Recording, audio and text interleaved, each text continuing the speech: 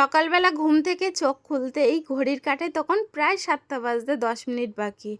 ঘড়ির কাঁটা দেখে খাট থেকে লাফ দিয়ে পড়ে প্রথম কাজ হচ্ছে আমার ঘরের বিছানা গোছানো। ঘরের বিছানা যদি অগোছালো থাকে তাহলে ঘরের সৌন্দর্যটাই নষ্ট হয়ে যায়।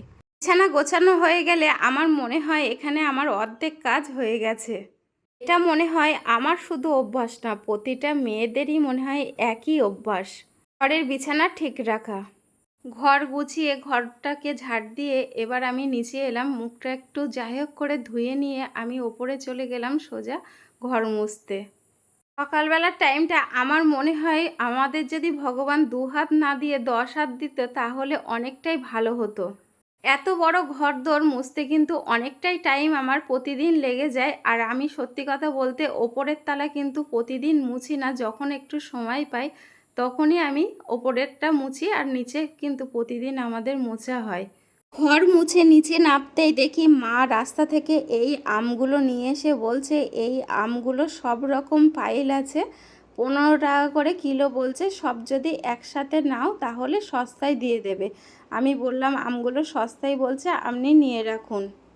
তারপরে স্নান করে আমি ছাদে চলে এলাম জামা কাপড় মেলতে আর ফুল পাততে। সকালবেলা স্নান করে আমি পুজো দিয়ে যাব দোকানে। সকালবেলা আমি যেহেতু চা খাই না সেজন্য উঠেই আমি বাসি কাজ সেরে চান করেই কিন্তু চলে যাই পুজো দিয়ে দোকানে। এটা আমাদের প্রতিদিনের রুটিন। আমার মনে হয় আমরা হিন্দু ঘরের বাঙালি বউ, আমাদের ভগবানকে দিয়েই প্রতিদিন শুরু করা উচিত। দেখো আমি তুলসী তলায় পুজো দিয়ে এবার ঘরের ঠাকুরকে পুজো দিতে বসেছি, আর ভগবানকে পুজো দিয়েই আমি দিনটা শুরু করলাম। ভগবানের কাছে শুধু একটাই কথা আমি প্রার্থনা করে বলি, ভগবান তুমি সবাইকে সুস্থ রাখো। ভগবানকে পুজো দিয়ে সোজা চলে এলাম দোকানে।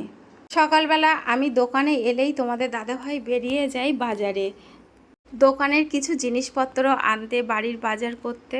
এখন যেহেতু স্কুল খুলে গেছে, ছেলেকে স্কুলে দিয়ে তোমাদের দাদাভাই টিফিন করে দোকানে গেল, আর আমি চলে এলাম বাড়িতে। বাড়িতে এসেই দেখছি 2 রকম মাছ নিয়ে এসছে, এটা খলসে মাছ আর একটা চিংড়ি মাছ। 2 রকম মাছ নিয়ে এসেছে, মাছগুলো তো এখন কাটবো।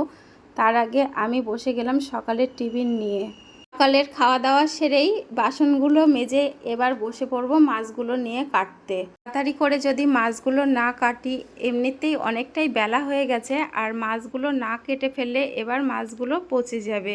তাই তাড়াতাড়ি করে মাছগুলো আমি কেটে নিলাম। আচ্ছা কি দিয়ে কি রান্না করলে বেশি ভালো লাগবে বলো তো? এটা তো চাল কুমড়ো কেটে রেখেছি, আর চিংড়ি মাছ আর খলসে মাছ। আমাদের প্রতিদিন দুপুরবেলা কাঠের জালে রান্না হয়। এখন যেহেতু শুকনোর সময় গাছ থেকে অনেক পাতা পড়ছে, তাই দুপুরে কিন্তু এখন প্রতিদিন পাতার জালেই রান্না হয়। আমাদের যেহেতু পাইপের জোড়া উনুন, 2 দিকে 2টো দিলে কিন্তু খুব তাড়াতাড়ি রান্না হয়ে যায়। অনেকটা বেলা হয়ে গেলেও খুব একটা অসুবিধা হয় না। আর আজ দুপুরের মেনুতে ছিল খলসে মাছের ঝাল, চাল কুমড়ো, আলু, চিংড়ি মাছের তরকারি। তো আজ ভিডিওটা তোমাদের কেমন লাগলো জানিও।